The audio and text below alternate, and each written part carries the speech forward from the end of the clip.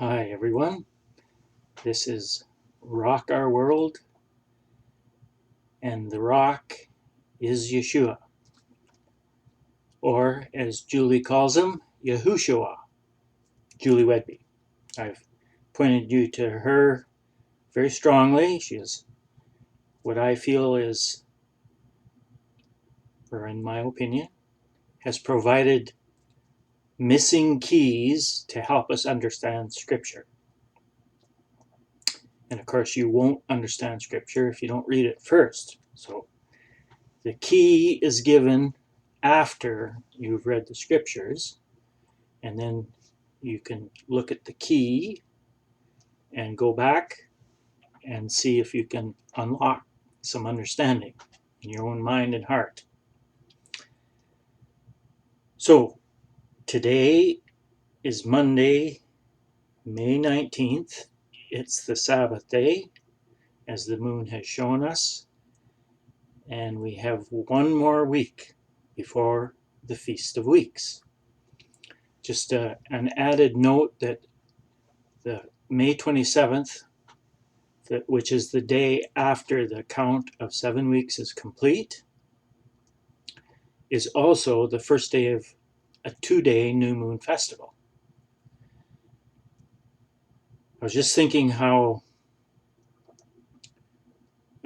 in Christianity, very, very few people have even heard of the new moon festival, let alone have any ability to find it and know anything about it, why they should be, why God commands us to keep it, and so on.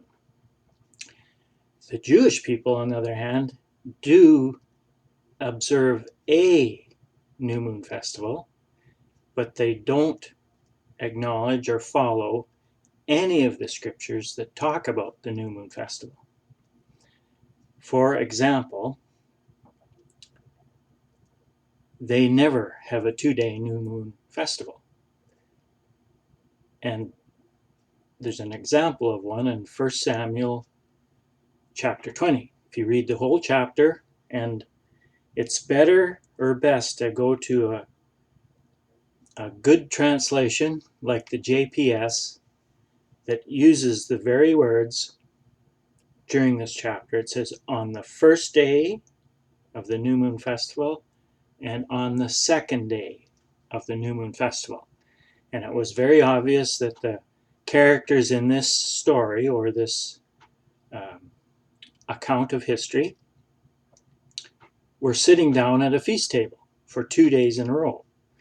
And David had a specific spot that he was supposed to be sitting in, and he was missing.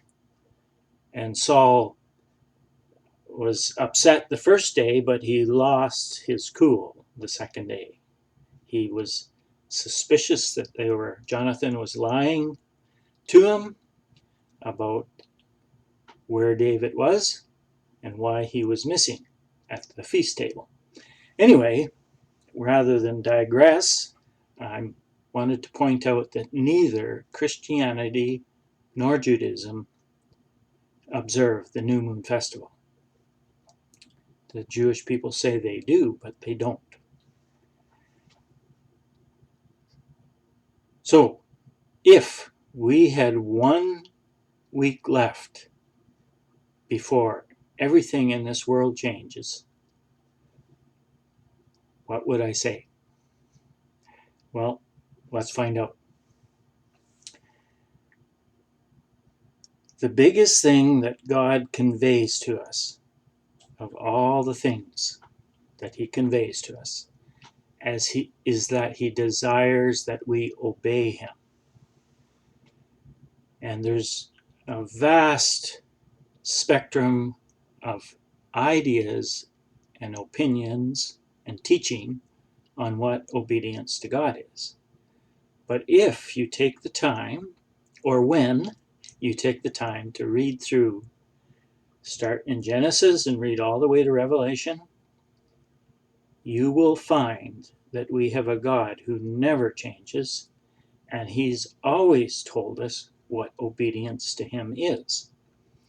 And that is that we read through the Torah, which does not mean law. That's a very poor translation of this word. It means teachings and instructions. It's what I've described as the moral code that we're to live our lives by. And no, it does not save you. The only thing that saves you is the blood of the Lamb. And it entails that we repent of our sins. So lots of teachers miss that component. That's why we have the days of unleavened bread following immediately after the Passover. The Passover confirms by Yeshua's death that his blood is there for us. His blood was spilled for us. And we can have our sins forgiven if we accept that blood to cover our past sins. Immediately we begin keeping the days of unleavened bread, which teach us about removing sin from our lives. So the two concepts work in harmony with one another.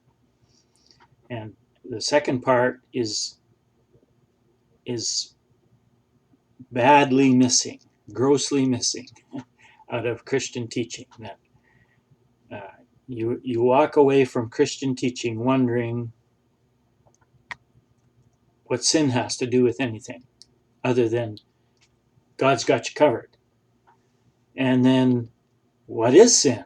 Because no definition is offered other than an in-house list of things that particular Christian church and Jewish church will include the synagogue, what they say sin is, because neither one match what God says sin is. Sin is the transgression of the Torah.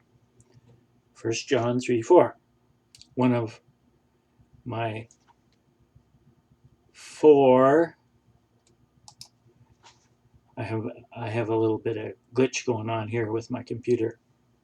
Hopefully it behaves itself. One of the four least quoted scriptures in Christianity. And in the Jewish world, the rabbis teach an oral Torah. There is no such thing as an oral Torah. That's a human created idea, and the teachings within the oral Torah that stray from the about 600 teachings of the written Torah, which is well documented